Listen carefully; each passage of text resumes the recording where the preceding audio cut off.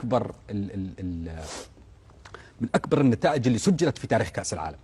شوف، أنا محتاج يوم أو اثنين أو ثلاثة لأنه نعيش في حالة صدمة. هنالك بعض الأحداث من كثر حجم العظمة متاعها الجسد والأعين والعقل ياخذ مدة باش يستوعبها. يقول لك تو سينكين باللغة الإنجليزية.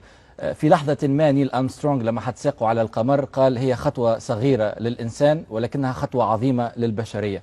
فوز المغرب خطوة عظيمة للمغرب، خطوة عظيمة للعالم العربي، خطوة عظيمة لأفريقيا. أنا فرحان أنه لما تحدثت قلت ربع النهائي لازلنا في خانة المشاركة المشرفة. اليوم المغرب كسر باب المشاركة المشرفة واقتحم باب الإنجاز. نجموش نطلبوا أكثر من هكا. بالنسبة لي أنا بغض النظر من يفوز بهذه الكأس، المغرب هو بطل هذه الدورة. الركراكي بغض النظر شكون ياخذ جائزة أحسن مدرب هو أحسن مدرب في هذه الدورة. بونو وتدعمه الأرقام في ذلك هو أحسن حارس في هذه الدورة. خط الدفاع هو أحسن خط دفاع. جمهور المغرب كان اليوم أحسن جمهور في هذه الدورة. أنتم اقتحمتم أبواب الإنجاز وكسرتوها بكل أطرافها. اليوم المغرب شرفنا فرحنا.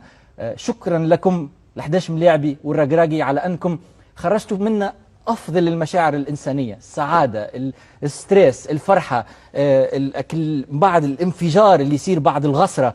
خرجتوا منا كل هذا. بالنسبة لي أنا اليوم حققنا الإنجاز. لأنه شنو هو بالنسبة لي أنا المعيار بين الإنجاز والمشاركة المشرفة؟ المشاركة المشرفة لما نسلموا على بعضنا ونشكروا بعضنا ويعطينا الصحة وكذا. لكن لما العالم الكل يحكي عليك فحققت الإنجاز. شكرا أنكم شرفتونا وفرحتونا عربا وأفارقة.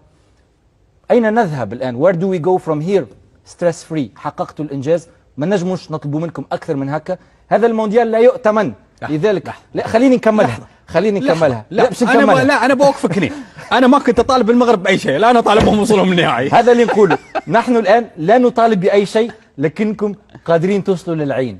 فيا ريت خلينا نحلم وما يسالش، لكن ستريس فري لأنكم حققتوا أروع إنجاز. شكرا يا مغاربة، يعطيكم الصحة. خرجتوا أفضل ما فينا، وأنتم بغض النظر على من يفوز بالكأس أنتم أبطال هذه الدورة ويستاهلون.